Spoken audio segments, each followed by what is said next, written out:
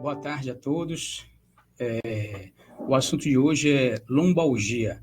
Obrigado pelo convite, né? Estou aqui na Saúde Digital CCBS, UEPA e SUS. Meu nome é Edmilson Brabo Farias, sou médico ortopedista, sou membro da Sociedade Brasileira de Ortopedia e membro da Sociedade Brasileira de Trauma Ortopédico.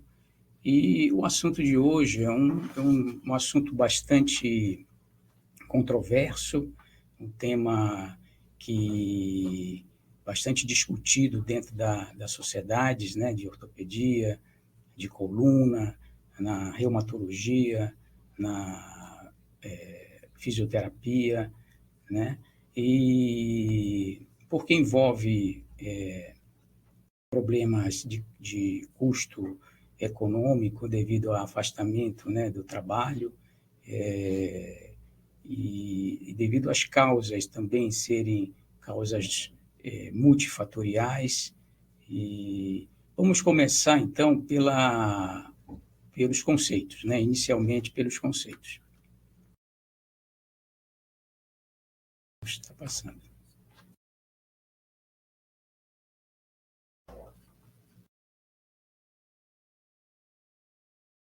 Vamos definir lombalgia, né?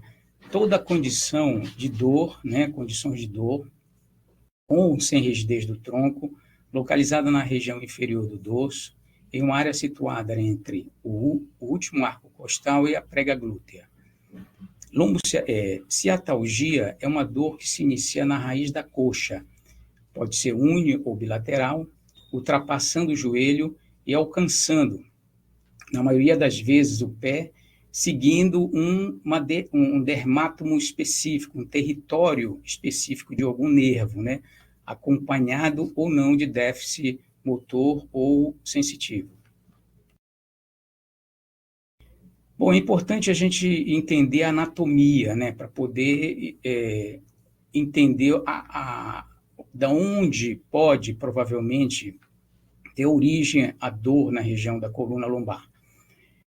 Você tem aí uma vista da coluna total, né? Desde o segmento cervical, torácico e lombar e região sacra, né? A coluna vertebral ela é formada por 33 vértebras e na coluna, no canal vertebral, nós temos a medula, presença da medula, de onde saem os nervos periféricos, e é importante aqui nessa figura vocês observarem que a medula ela termina ao nível de L1 e L2, formando o cone medular. E a partir daqui nós temos a cauda equina, né, onde você tem as raízes nervosas do motoneurônio inferior. Neste slide, você tem aqui uma figura mostrando as diferenças entre os segmentos cervical, aqui torácico, né? Aqui você vê uma vértebra cervical, a disposição das facetas, o canal vertebral, né? E aqui você tem uma vértebra torácica e a relação com os arcos costais. E aqui a coluna lombar, né? A coluna lombar, ela tem suas características também, né? Acima, né? No limite acima, você tem as vértebras torácicas e abaixo você tem as vértebras sacras, né? A transição lombosacra. A vértebra lombar, ela tem um corpo, né? É uma vértebra maior, né? São maiores, né? E elas respondem por uma maior descarga de peso, né? E estão associadas com a marcha, né? Aqui nós observamos as características, né, da vértebra formando o corpo, né? O processo transverso, e aqui o processo espinhoso, e aqui o canal vertebral tem um formato triangular, e aqui lembrando que o conteúdo nesse segmento das raízes nervosas. Nesse outro Nessa outra figura, observamos aqui o disco intervertebral, formado pelo núcleo pulposo e o anel fibroso e a sua relação com os nervos, né, na região que forma o conteúdo do canal vertebral.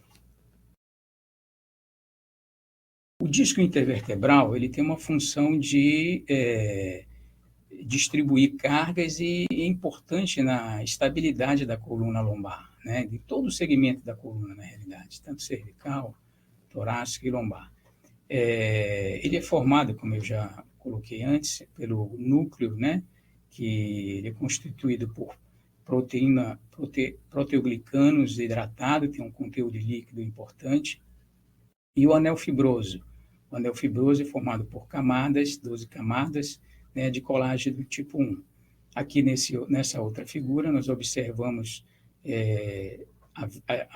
os elementos que constituem a coluna lombar, formada por vértebra, disco, raízes nervosas, né, ligamentos interespinhais e a musculatura paravertebral.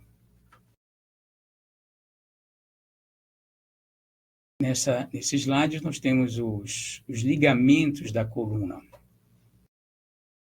Anteriormente, ligamento longitudinal anterior, importante aqui nos movimentos, né, na limitação dos movimentos de extensão da coluna, estão bastante aderidos ao corpo vertebral e também ao disco intervertebral.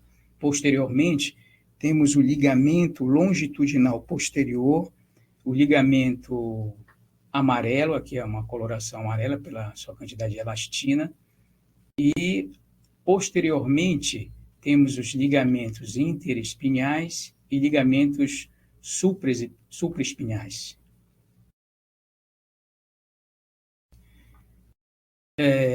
Como eu já disse, a partir da medula, né, você tem a formação dos nervos periféricos, né, a saída para os membros inferiores. Coloquei aqui dois principais nervos, o nervo femoral e o nervo ciático. O nervo femoral ele é formado a partir de L2 e L3. O nervo ciático, L4, raiz de L4, L5, S1. É importante aqui a localização de saída do nervo ciático, bem abaixo do músculo piriforme, e ele vai seguindo em direção ao joelho aqui. Anteriormente, essa vista anterior, você tem o nervo femoral, que é responsável por toda essa inervação da musculatura anterior da coxa, aqui, o músculo quadríceps. Cada raiz é responsável por um dermato, um território correspondente. Aqui a gente observa a raiz de L1, L2, L3, coxa, face medial da coxa, L4, né, raiz de L5, dorso, região dorsal aqui do pé, e S1, face lateral do tornozelo da perna. A musculatura da coluna tem várias camadas, né, formada por várias camadas. A primeira camada é uma camada de musculatura mais profunda, que tem uma ação no ortoplastismo e tem ação antigravitacional. Aqui também são músculos que atuam na marcha, né, e músculos mais superficiais que atuam na movimentação da coluna, né, movimentos de flexão, movimentos de extensão, inclinação lateral, rotação. Essa musculatura é extremamente importante na estabilidade da coluna. Nós vamos ver lá na frente que muitas dores têm origem na musculatura, são dores miofasciais ou até traumas, né, distensões que envolvem essa musculatura. Na região lombar, especificamente, tem essa musculatura importante aqui, do ilio-psoas, que se insere aqui na região do trocante menor, né? Outro músculo importante aqui que atua aqui na região lombar é o músculo quadrado lombar, o músculo transverso do abdômen, também são importantes no core, né, na estabilização do core. Epidemiologia. 80% da população terá pelo menos um episódio de lombalgia na vida. A prevalência nos Estados Unidos chega a 15% a 20%. Na lombalgia aguda, 80%, em torno de 4 a 6 semanas, você tem uma melhora, uma cura. E 10% desses pacientes podem cronificar. É um motivo frequente por falta do trabalho, né? E é uma causa comum na urgência, nos consultórios médicos. Aqui, o tratamento cirúrgico das alterações na coluna, na lombalgia, né? Chegam a 1 a 2%. Fatores de riscos. Trabalho pesado, né? Carregar peso, postura estática prolongada, algumas atividades que exigem vibração, alguma monotonia, né, insatisfação e mau relacionamento no trabalho. Isso pode exacerbar as dores, fatores psíquicos, né, depressão também, obesidade, sedentarismo, tabagismo estão relacionado a fatores de riscos de dor na região da coluna. Classificação da lombalgia. A lombalgia ela pode ser classificada em aguda, até 6 semanas, subaguda, de 3 a 6 meses, e crônica, acima de 6 meses. Ela pode ser classificada também quanto à localização, em facetária, discogênica, radicular e aquelas que envolvem as estruturas paravertebrais. Vamos falar de cada uma delas. A dor facetária normalmente é uma dor que piora com a extensão do tronco. Vocês observem aqui a disposição das facetas. A faceta aqui na região lombar, ela tem uma disposição mais vertical, no plano sagital, e é uma dor que, quando estende o tronco, por estar localizada na região posterior, pode exacerbar essa dor. E ela piora com o ortostatismo. Dor discogênica também é uma dor que pode piorar com o ortostatismo, piora com a flexão do tronco, isso aqui é a diferença da dor facetária, né? Uma dor que piora a extensão, a dor discogênica já piora com a flexão. E ela pode estar associada a uma dor irradiada, dependendo de se está comprimindo alguma raiz nervosa aqui na iminência, né, na saída da raiz. O disco ele sofre alterações com o decorrer do tempo, né? A coluna ela vai sofrendo alterações degenerativas com a idade, né? Aqui vocês podem observar, você tem aqui um disco normal, que a partir dos 35 anos começa a haver uma alteração, nesse caso aqui, fissuras, né, do anel fibroso, com diminuição da desidratação do disco, sobrecarga aqui nas facetas, né, e podendo chegar até uma instabilidade, né, já perdeu altura, né, e para tentar estabilizar, para tentar compensar essa instabilidade do disco, essa perda, já ocorre aqui alteração maiores nas facetas articulares, e no paciente de mais idade, acima dos 60 anos, você já tem uma reação osteofitária acentuada com formação de osteófitos, né, e perda da altura do disco. Nessa etapa aqui, a dor tende a diminuir. Nessa fase aqui de disfunção, instabilidade, é uma dor mais discogênica, né? Dor radicular é a dor proveniente de uma raiz sendo comprimida, como a gente observa aqui nessa imagem. Ela tem um território bem definido de inervação do dermátamo e do miótomo, uma dor que pode ser contínua e melhora deitada. Existe um quadro, isso aqui é importante, chama-se Síndrome da Cauda Equina, que é um quadro que se caracteriza por disfunção vesical, né, ou intestinal, anestesia em cela, variável sinal de radiculopatia, diminuição da sensibilidade, parestesia e diminuição de força. Isso aqui é uma urgência neurocirúrgica.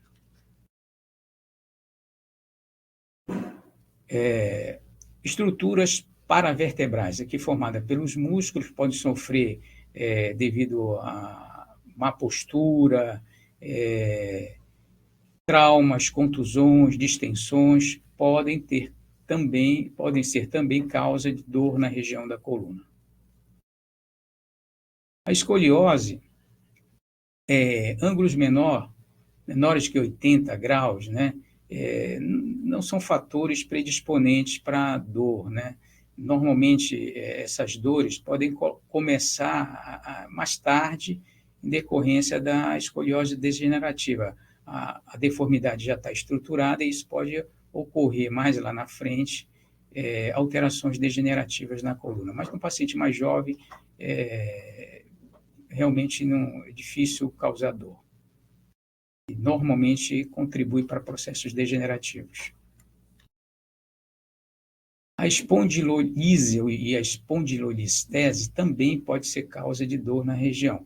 Vocês observem aqui, nessa região, houve uma fratura da pars articulares, né? Tem um sinal numa incidência na radiografia em oblíquo, que é o Scott-Dogside, né? Que é onde a gente consegue visualizar essa imagem da fratura. Em decorrência disso, dessa fratura, pode causar uma instabilidade na coluna e um escorregamento, né, que chama-se espondilolistese. Isso aqui pode ocasionar também dor na região da coluna lombar. Outras causas, infecção, né, a tuberculose, ela pode comprometer o corpo vertebral, pode comprometer os discos, né, e especificamente nas discites, né, piogênica, no caso, você tem destruição do disco e formação de abscessos. Inflamatórias, uma das causas é a espondilite anquilosante, né, que numa fase mais tardia pode ocorrer uma fusão entre as vértebras. Causas neoplásicas primárias e secundárias, né? Primárias, mieloma múltiplo, pode comprometer a coluna, né? E, secundariamente, câncer de mama, próstata, pulmão, podem causar metástases, né, para a coluna vertebral. Metabólica, causa metabólica de lombalgia, nós temos aqui a osteoporose, né, a perda da massa óssea, ocorrendo uma fratura por insuficiência aqui do corpo, né, vertebral. Traumáticas, as fraturas, né? Isso depende muito do mecanismo do trauma, né? Compressão, distração, né? Pode ocorrer uma fratura, luxação. Esses pacientes, eles têm que ser atendidos conforme protocolos do ATLS. Normalmente, dependendo da gravidade, você tem trauma raquimedular. Vamos para o diagnóstico, né? História clínica. Queixa principal, né? Nós temos que saber o tempo de sintoma, os fatores desencadeantes, a localização, os fatores que melhoram e pioram, o tipo de dor, a idade, né? Criança dificilmente se queixa de dor, mas se tiver dor, você tem que investigar. Paciente acima de 60 anos, pensar em causas neoplásicas, né? Criança, osteomosteoide, sexo, o homem ele está mais, sexo masculino, mais predisposto à lombalgia mecânica por esforço, né, por carga, e as mulheres mais por osteoporose também. Antecedentes familiares, alguma doença reumática, diabetes, né, antecedentes pessoais também, hipertensão, diabetes, e um interrogatório sobre os diversos outros aparelhos, sempre pesquisar, isso aqui é muito importante na história clínica, presença de antecedentes, né, de nefrolitíase, litíase biliar, aneurisma, né, de aorta, e, além disso, os fatores psicológicos, né, principalmente depressão. Chamo a atenção aqui para as bandeiras vermelhas, né, no trauma, sempre que tiver uma história de trauma, ficar atento, né, para lesões mais graves, febre, paradicite, tuberculose, né, perda de peso, câncer, uso de drogas endovenosas, discites, né, câncer, como já falei, extremos de idade, criança e idosos, piora severa da dor noturna, pensar em tumor, pensar em infecção, síndrome da cauda equina, paciente chegando com disfunção, com anestesia perineal, perda do controle esfincteriano. Então, isso aqui são alertas, né? São bandeiras vermelhas, são sinais de alerta para a lombalgia, né? Bandeiras amarelas são um risco individual para cronificação, né? Esses pacientes têm medo excessivo de se movimentar, né? Redução drástica das atividades físicas e sociais, alteração de humor. Então, esses pacientes têm uma tendência, um risco maior de cronificação. Vamos ao exame físico ortopédico. O exame é como qualquer outro exame: inspeção estática, marcha, mobilidade, palpação e o exame neurológico e as manobras especiais. A inspeção estática, procuramos manchas, tumores na pele, alterações da pele, escoriações, equimoses que podem revelar traumas, né, hematomas, tufo-pilose, no caso de recém-nascidos, alinhamento no plano sagital, observar a lordose lombar, se tem alguma alteração, tanto no plano sagital como no plano frontal, nas escolioses, níveis da crista ilíaca, triângulo do Tale. E aqui é uma manobra de Adams, né, que você avalia que é o normal, quando você pede para inclinar o tronco, você já observa uma gibosidade, né, escoliose. Observar a marcha, né, você tem marcha antálgica, marcha de Trendelenburg, por insuficiência do glúteo, né, isso pode causar também uma disfunção na região lombar. Mobilidade da coluna, flexão, extensão, né, inclinação lateral, essas estão limitadas. Palpação, você tem que palpar o paciente para localizar bem a dor, né, se a dor é sacroiliaca, às vezes a dor é no quadril, o paciente relata que é na coluna. Então, isso é importante você localizar o sintoma do paciente, né, descartar outras possibilidades. Identificação das estruturas lesadas, identificação, né, palpação óssea, palpação de partes moles, né. Avaliação da força muscular, né, isso aqui é importante, né, você avaliar a força, considerando esses graus. Força 5 é uma força normal, e 0 não existe contração muscular, sem movimento, né, certo? Nós temos os músculos chaves, né, aqui o flexores do quadril, né, L2, L3, extensores do joelho, dorsoflexores do tornozelo L4, extensores do hálux L5, S1, flexores plantares do tornozelo. Uma forma de examinar rapidamente no ambulatório é pedir para o paciente andar na ponta dos pés, no calcanhar, e aí você consegue avaliar aqui o L5, né, e S1. Sensibilidade, reflexos e sensibilidade.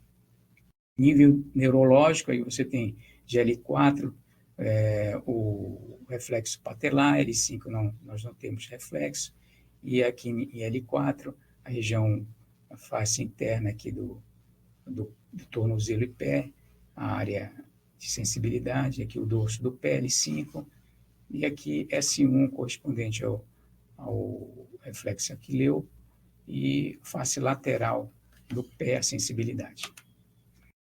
Aqui nós temos algumas manobras, né? Laseg,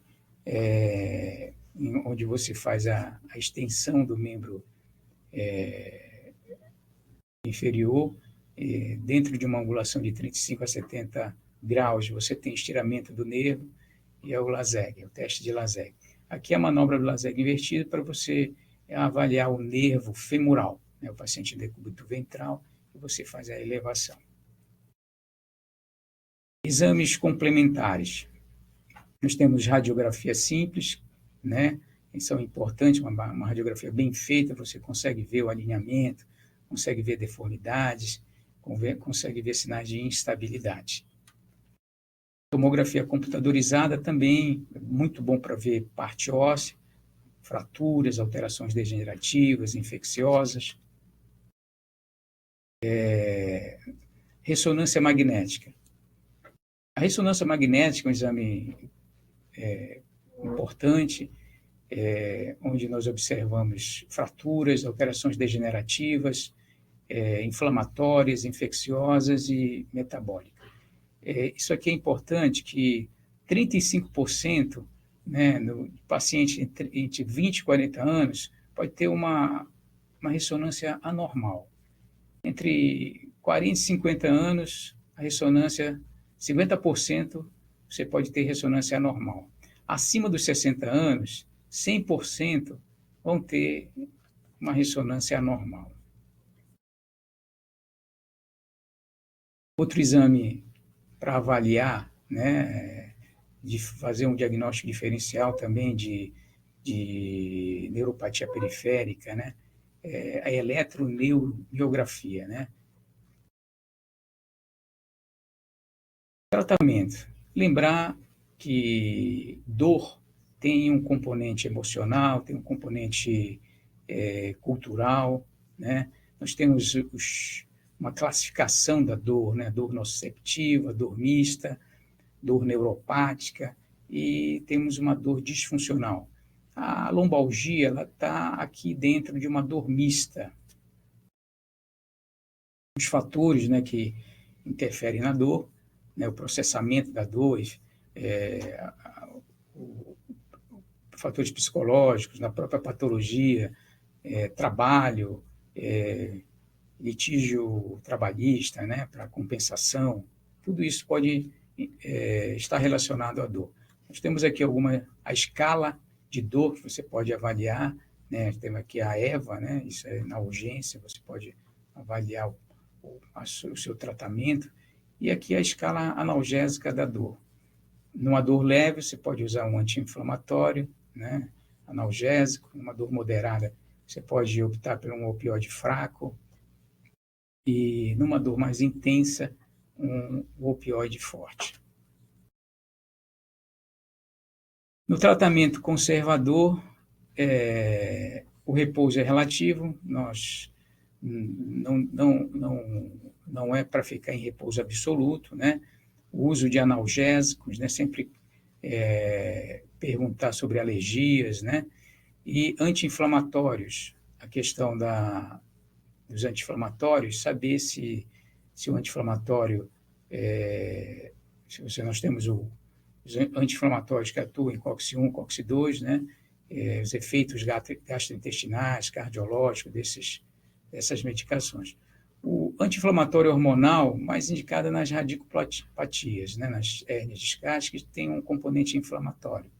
Relaxante muscular é controverso, uma dor mais intensa, os opioides. Aqui a gente precisa ter cuidado com o abuso, né? As dores crônicas, nós temos os antidepressivos tricíclicos, né? E importantíssimo aqui a fisioterapia. A fisioterapia, para mim, é importante na analgesia, no trabalho de alongamento, fortalecimento, ganho de ADM, reeducação postural desses pacientes. E é isso. E as perguntas, vamos lá. Vamos aqui nas perguntas. Temos aqui a Cristina, né? Como indicar os sintomas da lombalgia? Bom, aquilo que eu falei, né? A lombalgia é a dor que se localiza na região entre os últimos arcostais e a prega glútea, né? Normalmente a lombalgia ela tem vários fatores envolvidos, né? E é importante você, na história clínica, determinar o tempo, caracterizar bem essa dor. Eu digo que, assim, é importante você examinar o paciente, você palpar, você fazer os testes neurológicos, medir, avaliar a força, para você realmente confirmar se essa dor é proveniente da região lombar. Existe algum procedimento para avaliar a crise em casa? Assim, normalmente, se for uma dor leve, um repouso relativo, né? Se for uma lombalgia aguda, uma bolsa de gelo, e se for um paciente que não tenha nenhuma contraindicação, pode usar um analgésico, né? Um analgésico, um paracetamol, isso pode ser feito. Sabe quais as indicações cirúrgicas para o tratamento? As indicações cirúrgicas dependem da evolução clínica do paciente, né? Se o paciente não estiver respondendo ao tratamento clínico, certo? Você tem que pensar na possibilidade, dependendo do seu diagnóstico, na indicação cirúrgica, né? Como eu coloquei, existem várias causas que podem levar à lombalgia, aí você precisa